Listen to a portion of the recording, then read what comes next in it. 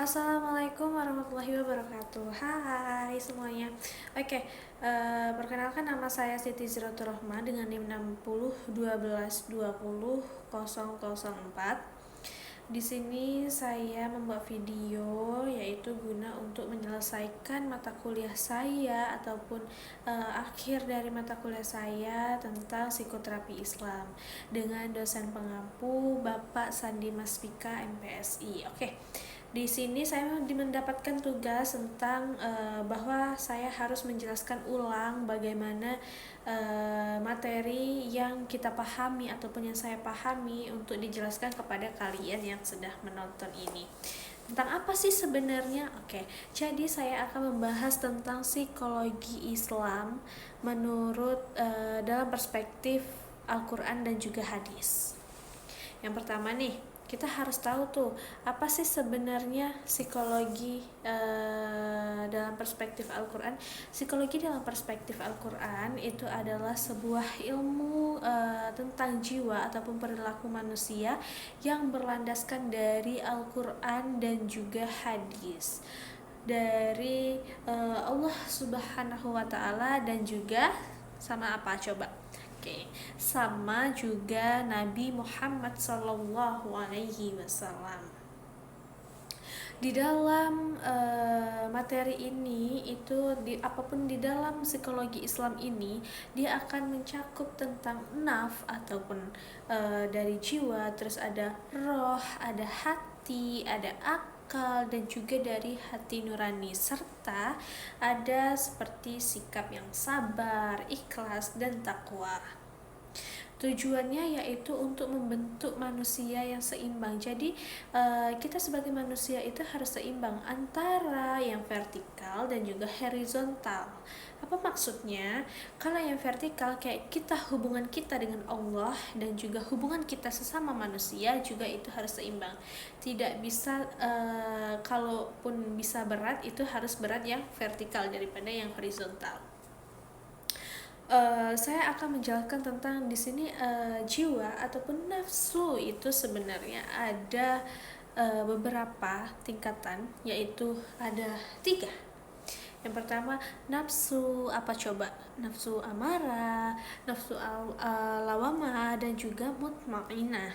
Nafsu amarah itu adalah nafsu yang tingkatannya itu bisa dibilang paling rendah karena dia itu membawa kayak ibaratnya itu kayak kejahatan gitu. Jadi yang tidak baik, nafsu yang paling tidak baik.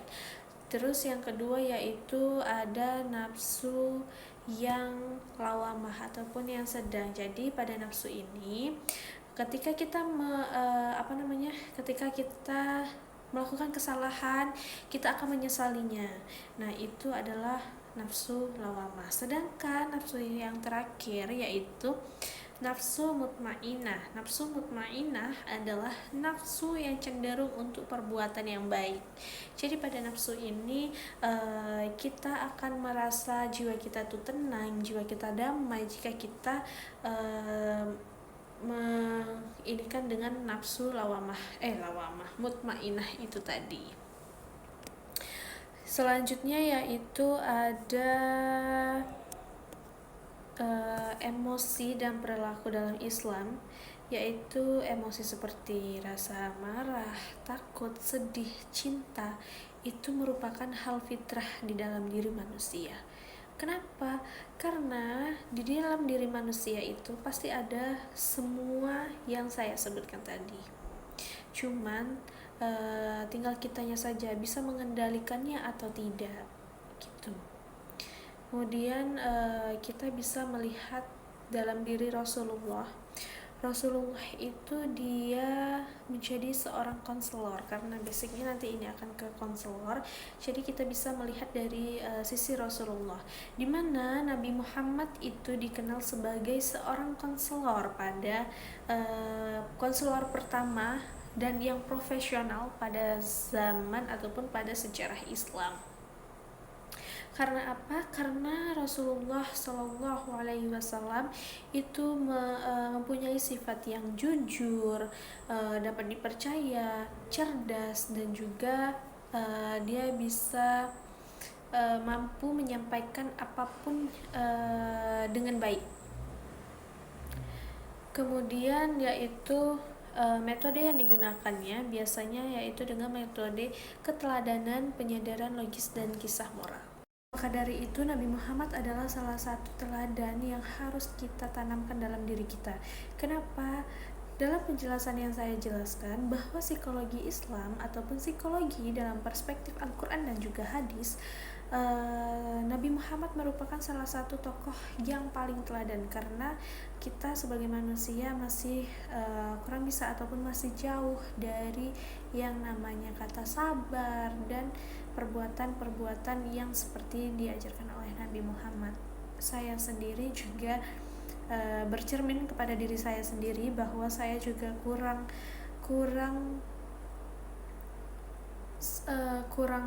dalam nafsu mutmainah, karena nafsu mutmainah adalah nafsu yang paling tinggi, ya kan, yang paling baik di antara nafsu-nafsu yang lain.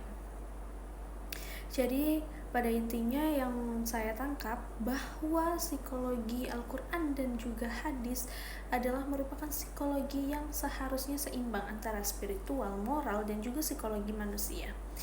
Kenapa?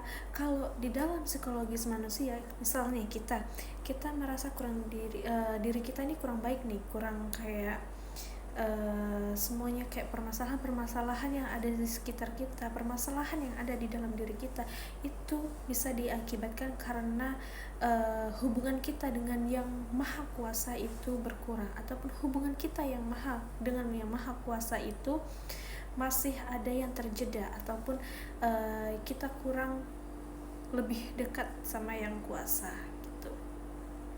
Jadi apabila itu seimbang, insya Allah kedepannya akan jauh lebih baik dan kita akan merasa lebih aman, lebih tenang, lebih damai. Oke, jadi kesimpulannya yaitu bahwa dengan adanya keseimbangan ataupun dalam spiritual dan juga psikologis itu sangat-sangatlah penting. Dan sesungguhnya yang berlebihan itulah tidak baik. Semua yang berlebihan itu tidak akan baik untuk diri kita. Mungkin itu saja yang dapat saya sampaikan, kurang lebihnya saya mohon maaf. Saya akhiri. Wassalamualaikum warahmatullahi wabarakatuh.